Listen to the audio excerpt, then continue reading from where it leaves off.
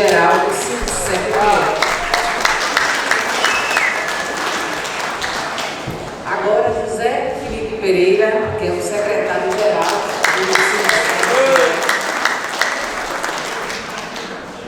Sérgio Nobre, presidente da multinacional. Nosso companheiro Sérgio Rinaldo, que é o secretário-geral da Confederação ACONCEP-FENADCEP, e a Jaqueline Natal, representando o DIEESE. E eu quero registrar também a presença do Sindicato dos Químicos, através do companheiro Maxon Leone. A mesa está composta, nós vamos dar início ao evento, mas antes disso, muitos aqui acompanham o sindicato, estão no sindicato desde o início, sabem que a entidade está completando esse ano 35 anos de fundação, né? E pela passagem desses 35 anos, o sindicato preparou um vídeo, né, um registro para dividir com vocês aqui esse momento e que vai ser exibido em seguida o hino de Pernambuco e o hino nacional.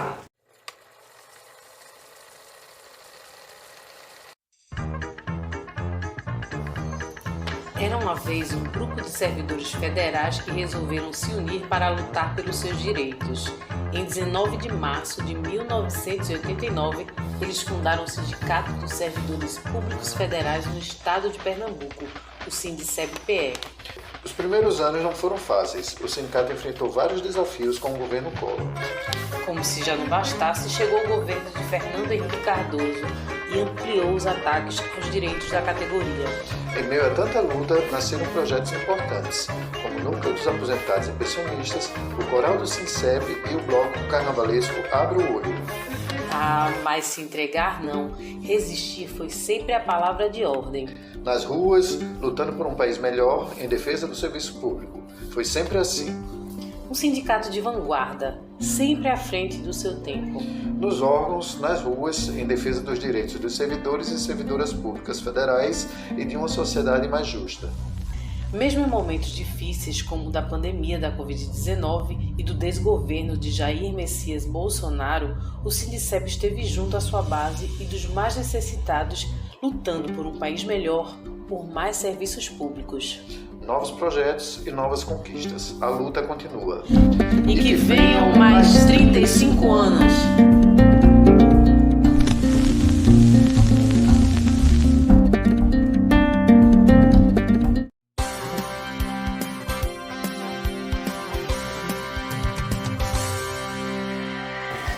Nós não ouvimos daqui. Boa tarde.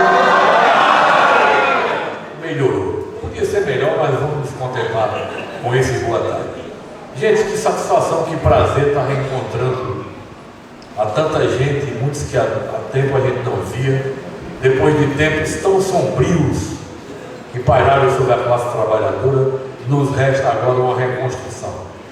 De imediato, nossa saudação, nossa solidariedade e as nossas melhores energias aos nossos companheiros e companheiras do Rio Grande do Sul, que têm passado por momentos trágicos e difíceis por conta da ação humana desenfreada, inclusive com o peso grande do agronegócio.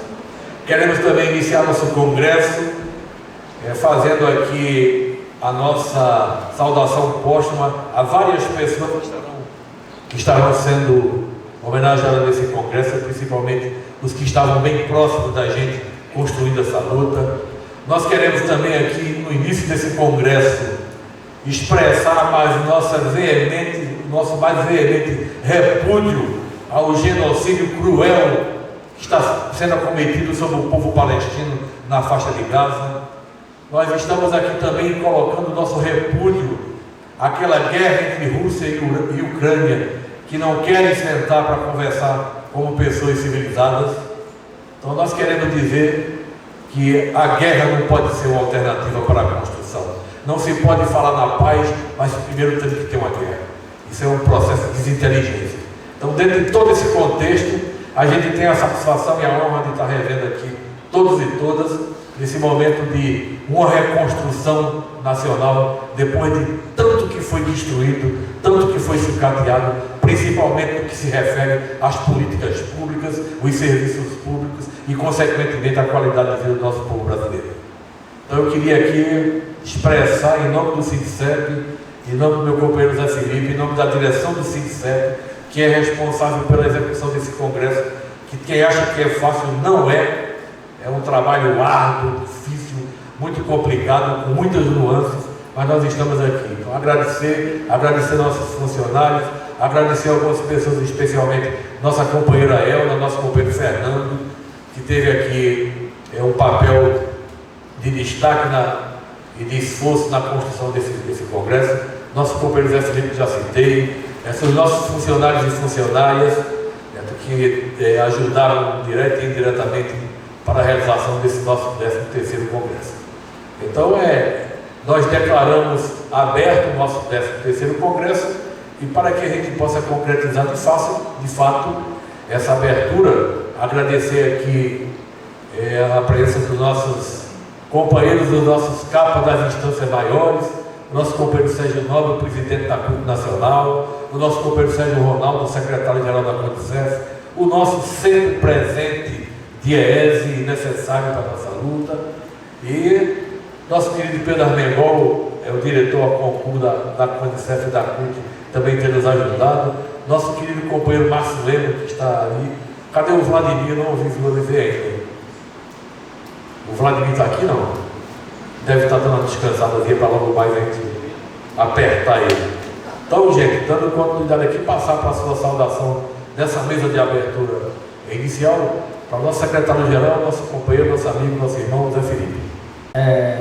Meu agradecimento aos nossos convidados, o companheiro Sérgio Nobre, Sérgio Ronaldo, Jaqueline, ao Sindicato dos Químicos aqui presente através do nosso companheiro,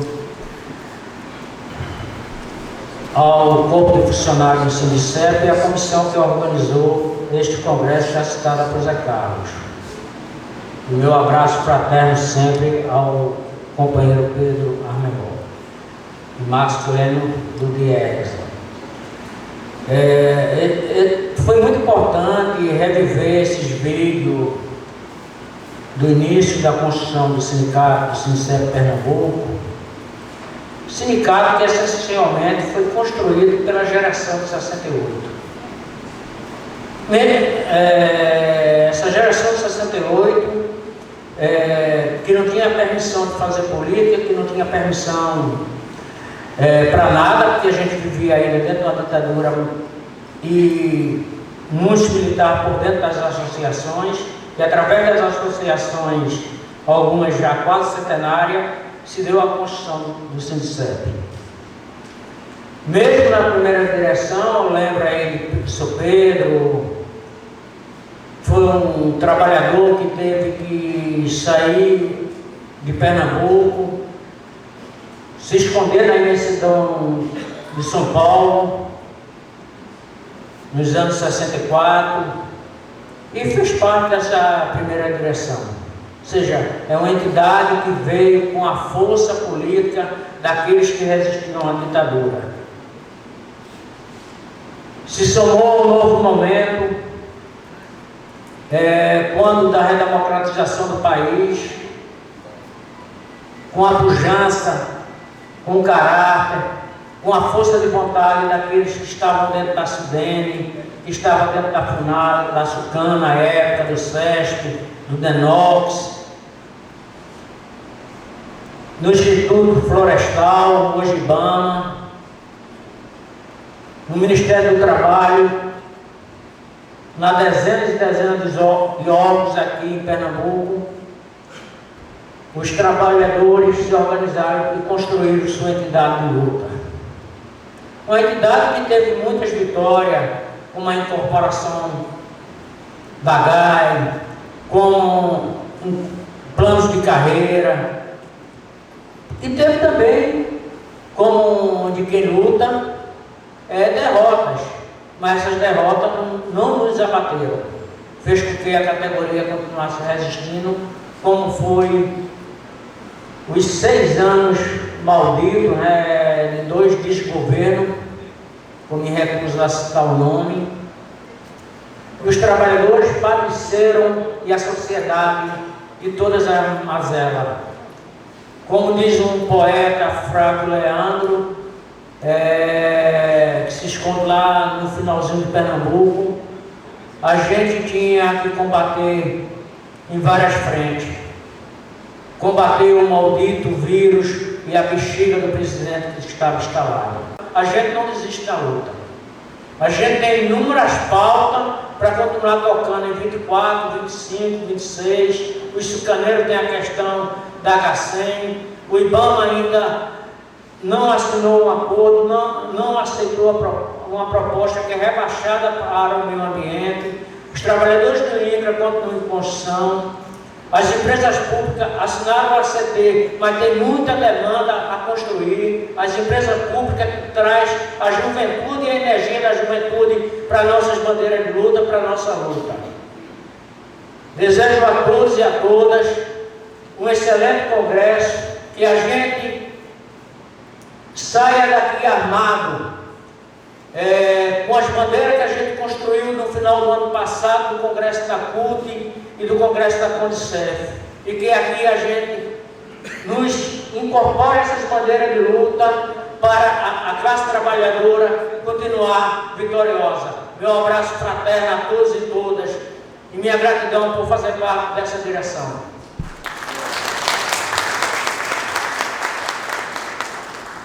Queremos ouvir agora a nossa companheira sempre presente aqui conosco, a nossa companheira representando o DIES, Jaqueline.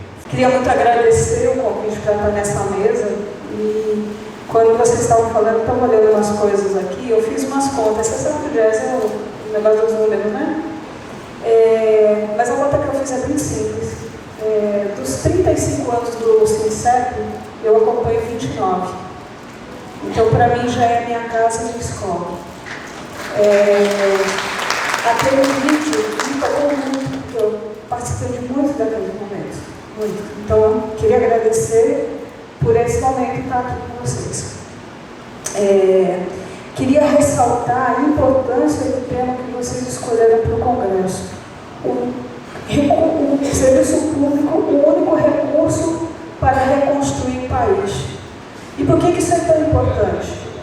Como o Felipe falou, logo após o golpe institucional, os ataques o direito dos trabalhadores e trabalhadoras foram violentos. Mas o primeiro grande ataque foi o orçamento público, em 1995. Vocês lembram que o primeiro grande ato, de desmonte do Estado e da proteção da condição de vida da classe trabalhadora foi justamente no orçamento público.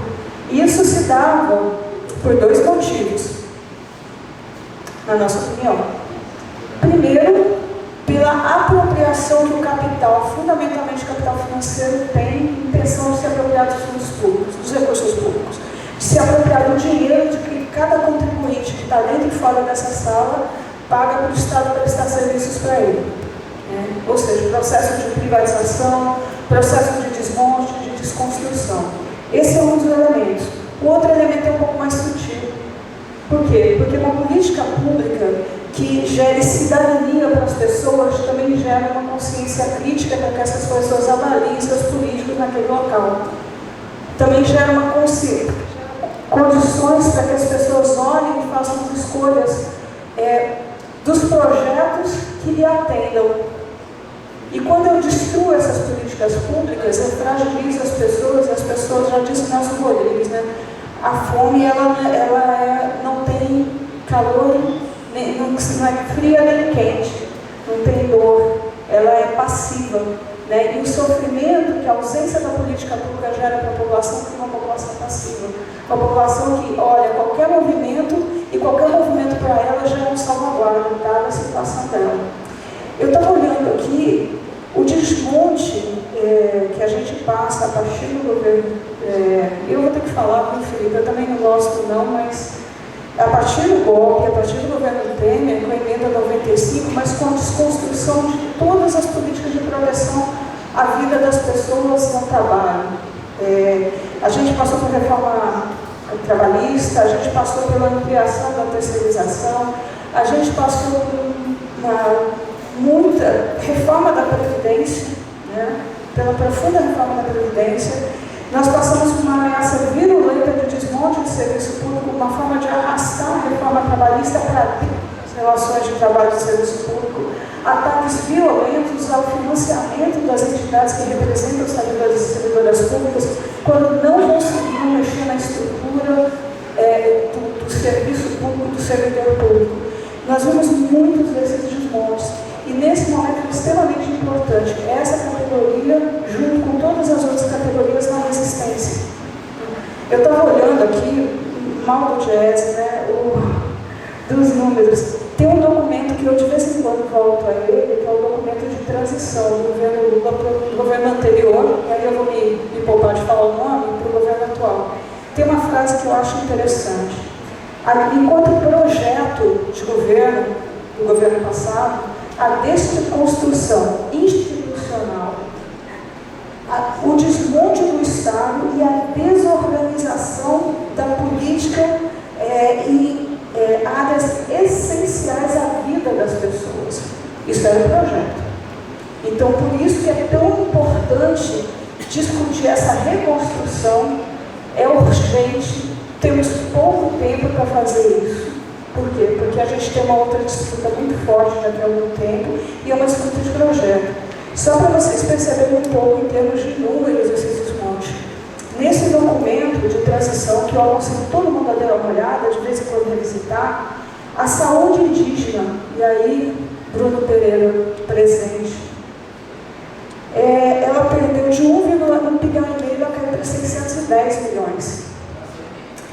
Quando a gente olha o orçamento do SUAS, 50 milhões no ano todinho de 2023. 50 milhões para assistência social no Brasil. Nós estamos saindo do quê? De uma pandemia em que vocês foram heróis na proteção da sociedade. E lá estava destinado 50 milhões para o funcionamento da assistência social no Brasil, num país que sai absolutamente quebrado do projeto de pandemia. Enquanto o orçamento da Secretaria de Proteção às Mulheres caiu 90%,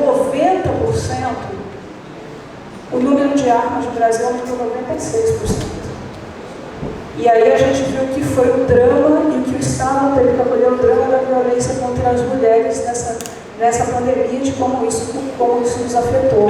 Tudo isso faz parte de um processo, de um projeto, e é um projeto racista, é um projeto machista, e é um projeto misógino. E quando a gente olha, é um projeto de limpeza étnica. Quando a gente olha o que foi cortado, a gente observa claramente na peça orçamentária qual é o projeto para esse país. Eu acho que os companheiros que me antecederam são muito felizes em falar que se a gente estivesse aqui discutindo em outro governo, a gente não estaria falando em reconstrução. Né? A gente não estaria falando de construção. Então, assim, extremamente importante esse debate.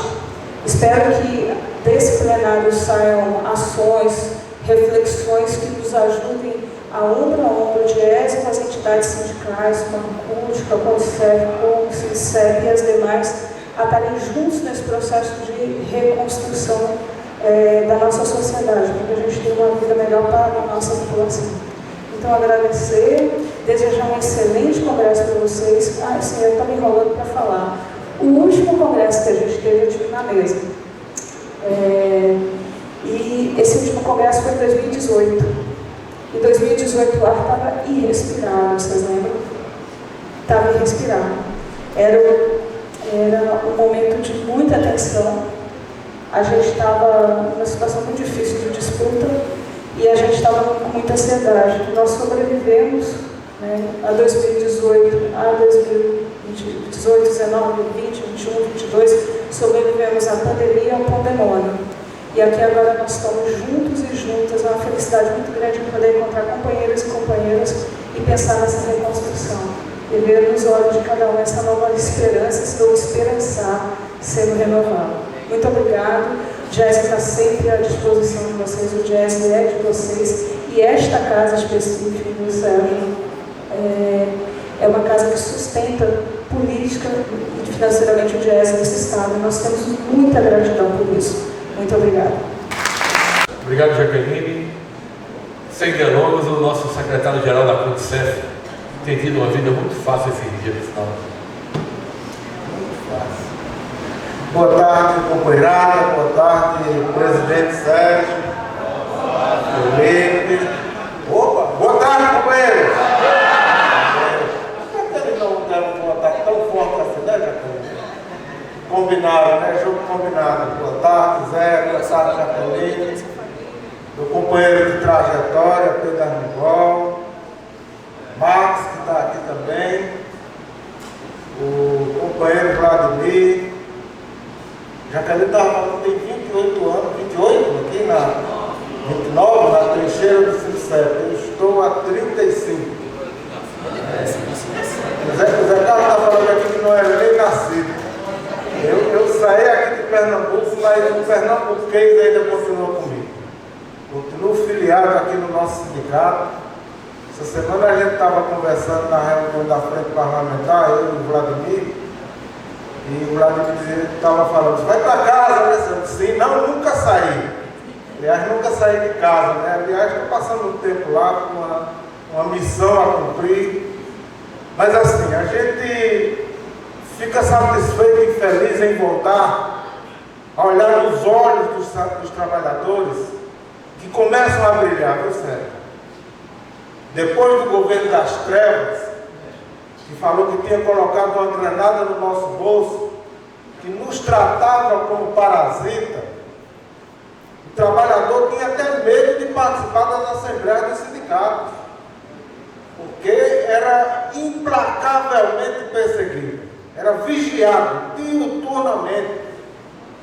Colocaram 8.500 velhacos de milicos na estrutura da habitação pública para monitorar os trabalhadores.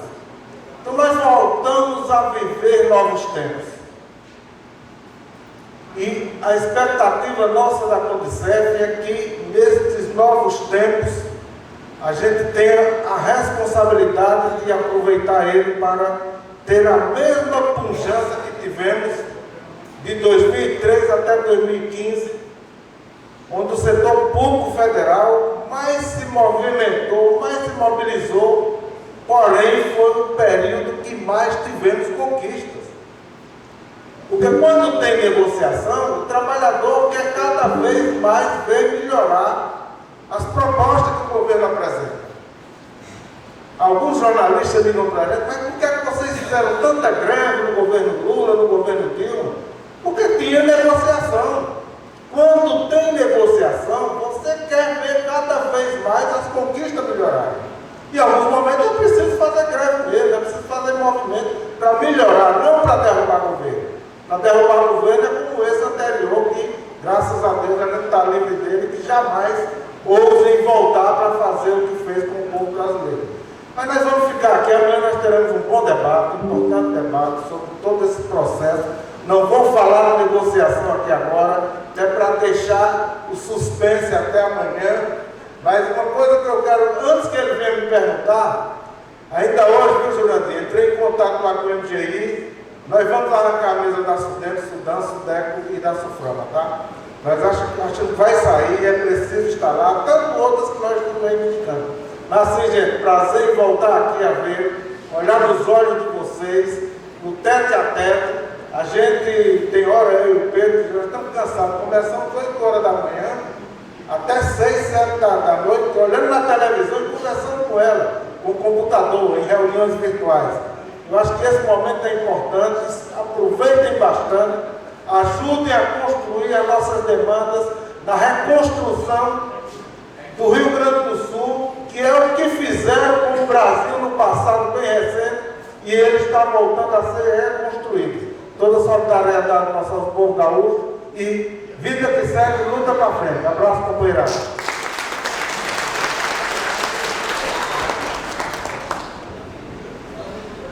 Passar agora a palavra para outra pessoa que nos honra com sua presença, o representante da maior central da América Latina, uma das maiores do mundo, que ultimamente está com uma vida muito fácil também, né? Sérgio Nobre, faça sua saudação a esse plenário. Muito boa tarde, companheiros, companheiras. Uma alegria muito grande estar aqui com vocês. Então, quero saudar aqui o Zé Felipe, o secretário-geral, parabenizar aqui pelo trabalho, parabenizar aqui, cumprimentar também a Jaqueline, muito prazer te conhecer.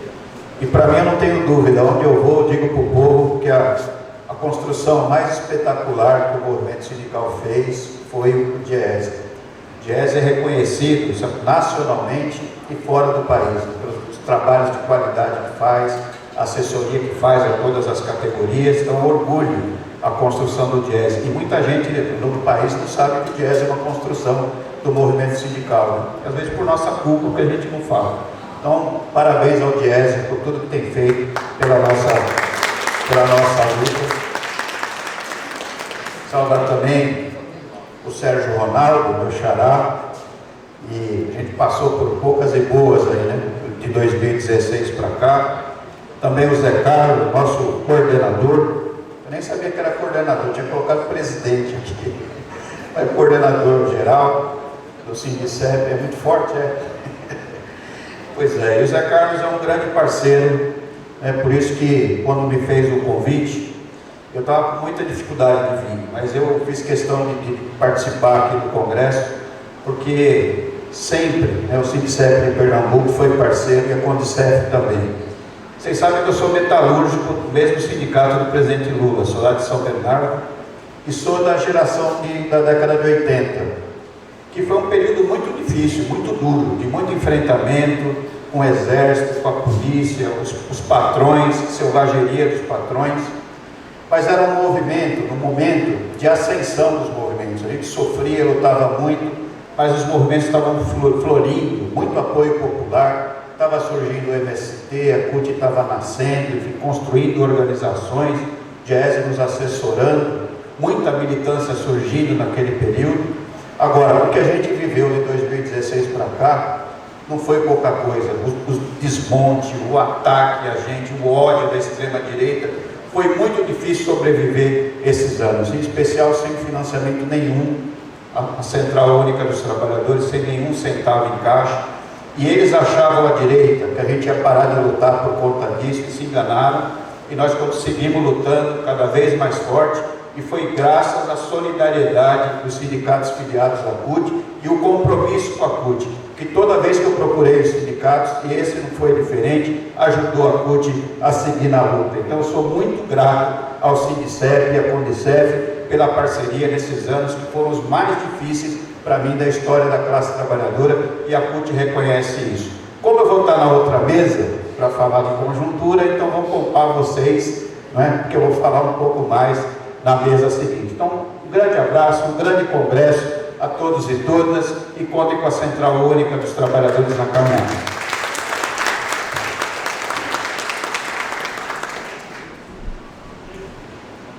Estou vendo aqui algumas coisas a gente absorveu no nosso vocabulário durante a pandemia e os anos do inominável. E esse termo, o inominável, eu estou vendo uma figura ali que é Dr. Geraldo, o marido de Marli. Ele foi uma das primeiras pessoas que pronunciou essa frase perto de mim. Não vamos falar o nome, dizer o inominável. E eu absorvi essa frase sem nem pedir autorização a ele. Como ele não registrou a patente intelectual, eu continuo utilizando. E estou vendo o pessoal da EBSE aqui presente, e eu me recordo Sérgio Nobre, Felipe, Jaqueline, Sérgio Ronaldo, minhas companheiras e meus companheiros. Nós não fechamos a entidade sindical durante a pandemia. Vocês acham que a gente não tinha medo? Todo mundo tem. Tinha muito. Eu amo minha vida, eu amo minha família, eu amo meus amigos, eu amo a vida. Mas, no momento em que o inominável tomou posse desse país, foi só tragédia, perseguição, corte e desgoverno. Aí eu fui, estou vendo o Gislaine ali, nós fomos algumas vezes ao Hospital das Clínicas, reunião com os gestores, porque a linha de frente do Hospital das Clínicas, esse povo trabalhador e trabalhadora da EBSER, estavam sacudidos perante o inimigo invisível, sem vacina, sem proteção, sem EPI. E toda semana morria 1 ou 2 pelo Brasil aí. Essa turma da EBSER. Eles tinham sido abandonados pelo inominável. E a gente manteve a nossa atividade sindical aberta. Nós não podíamos faltar à classe trabalhadora. Nós temos pessoas que não são da EBSER, que são da administração direta, que também estavam nos hospitais, nos postos de saúde, como o Hospital Regional do Palmares. As pessoas estavam lá, sacudidas à sua própria sorte. E nós tivemos algumas vezes no Hospital das Clínicas para uma reunião em loco. Gente, parecia um filme futurista. A gente era um bando de zumbi, que a gente não queria encontrar o nosso semelhante, muito menos o nosso companheiro, nem nossa companheira. Todo mundo de máscara, de face Schindler, né?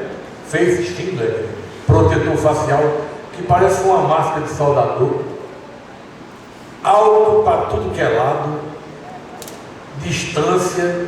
O máximo que a gente fazia quando encontrava uma pessoa era fechar a mão assim, tocava, já lavava de álcool e dizia: vai-te embora daqui.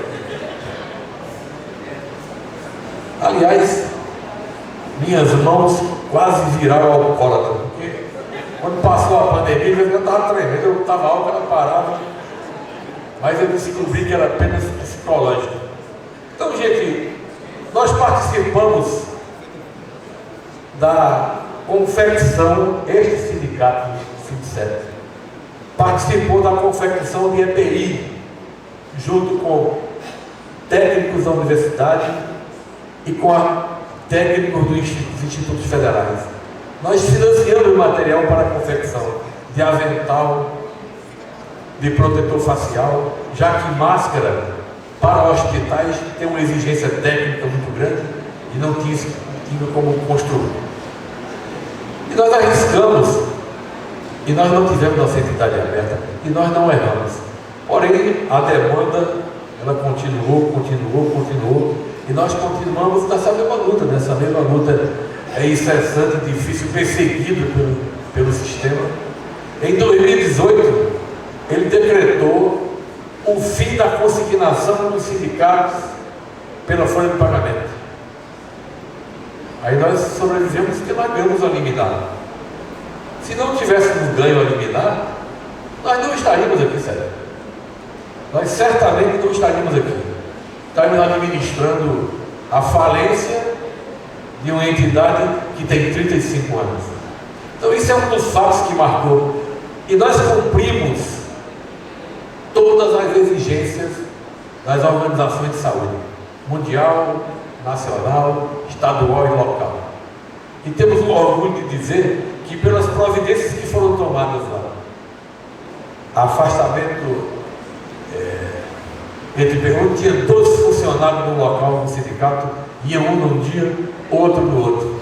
Quem tinha 60 anos mandou para casa para ficar em home office.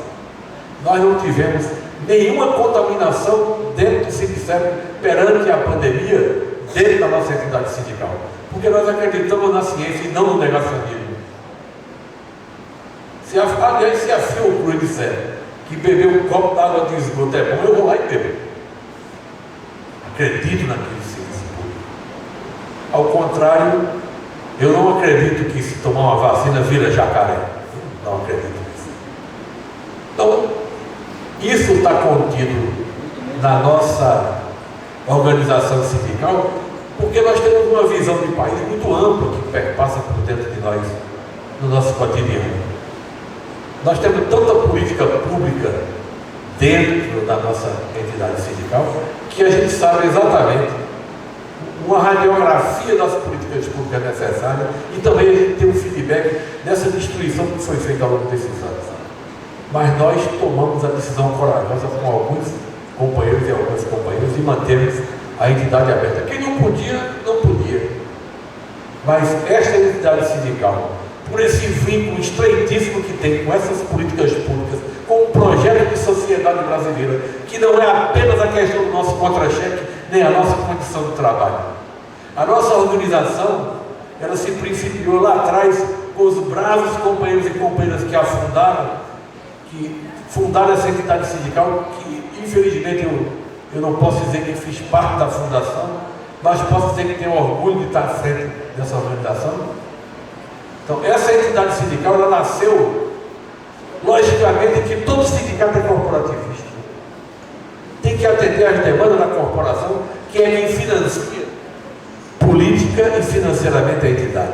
Mas nós nascemos acima desse corporativismo com um projeto de nação, com um projeto de país, onde a sociedade brasileira tenha de volta o fruto do seu trabalho, o fruto do seu imposto. Essa é a essência principal dessa entidade sindical, que não está ficando fácil. Depois do retorno justo da contribuição da taxa negocial, aí se acendem vários monstrenhos por aí, uns financiados inclusive pela direita e pela extrema direita, atrás inclusive agrupamentos de trabalhadores de direita tentando rediscutir e pautar novamente o imposto sindical, que nós somos tecnicamente contra. Imposto sindical não tem nada a ver com taxa negocial, mas estão se organizando para abocanharem o suado e difícil dinheiro da classe trabalhadora e fazerem o que lhes der na telha, menos a luta de classe, a luta social, porque essa luta verdadeiramente não se faz pelo campo da direita. Essa luta é específica e exclusiva de quem tem sociedade na sua essência, de quem tem sociedade no seu DNA. Então, essa é a essência do sindicato. Essa é a essência do sindicato geral. Não nos curvamos às dificuldades. Podemos até perder, e aliás o mundo do trabalho tem perdido muito e muito ao longo dos tempos. Mas estamos ainda com a esperança de nos fortalecermos a cada dia, para que a gente tenha cada vez mais musculatura e que essa utopia e que esse sonho de uma sociedade mais justa, mais igualitária, com serviço público de qualidade para todos e todas, com salários dignos e justos, para que o trabalhador e a trabalhadora possa ter lazer, possa progredir como pessoa no intelecto e ver suas famílias progredindo juntos. Que esse sonho, que essa utopia, com nossa unidade, que ele seja cada vez mais presente e mais premente.